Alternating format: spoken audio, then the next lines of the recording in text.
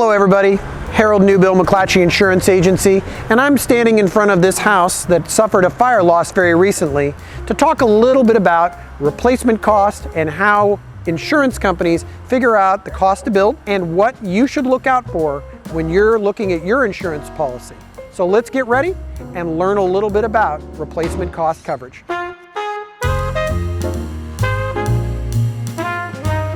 So to begin here, how does an insurance company figure out the cost to replace a home? First and foremost, the best estimate is a contractor themselves, asking them what it's going to take to rebuild it. If you look at today, the cost of lumber, plywood, and other construction materials that it's going to take to rebuild this home, the numbers that people were using even a year ago may not be enough anymore. When I came into the business in 2004, the average cost to replace a home was somewhere around $150 to $175 a foot. These days in Sacramento, California, that number is regularly $225 and above, and could even be climbing. So what you see in replacement cost, insurance companies do what's called a replacement cost estimator. They want to know the features of your home. What kind of countertops, what kind of roof material. Asphalt shingles here are comp. Sometimes you have tile roofs, and figuring in on all those features is what they want to know. The more detailed, the more accurate it's going to be. But there's more than just that to consider. What about additional replacement costs? Insurance companies commonly use 125%, 150%, in some cases 200% as an additional replacement cost number. But a common error we see is people use that to cut the coverage. So if it says I need 150 replacement costs as a percentage, doesn't mean that you can underinsure the home and that's going to work. In almost every circumstance, that's going to have a negative result. You must insure to value to make sure that the 125, 150, or 200 is going to be effective when you're in this situation.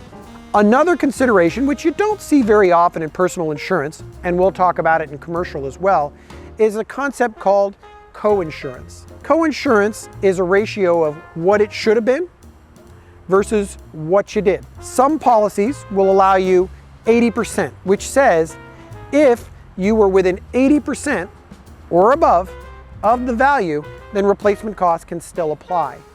But if you were under that 80 or 90, or even more concerning, 100% coinsurance, if your number to replace the building is not sufficient or deemed inaccurate, you can be penalized for the percentage of difference. That's the basics of a formula that goes in and really encourages you as a homeowner, regardless of the company, to make sure that you're insuring the value. Making sure that's right, make sure that when disaster strikes, like it did behind me here, that you're gonna have the coverage you need to replace that home, replace your personal possessions, and get back on your feet.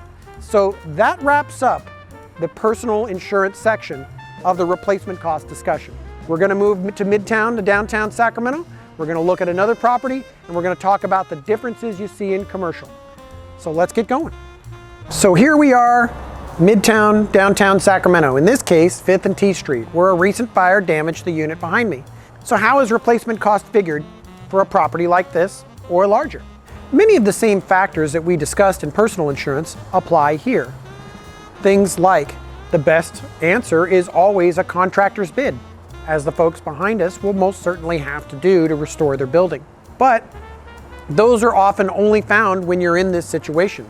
With insurance, we try to anticipate what this is going to need, and we use a lot of the same factors. We look at age, roof, 2-story. This is stucco, but some are made of brick. Some of them have varieties of sidings or vinyl sidings. Interior features, what does it take to rebuild that building?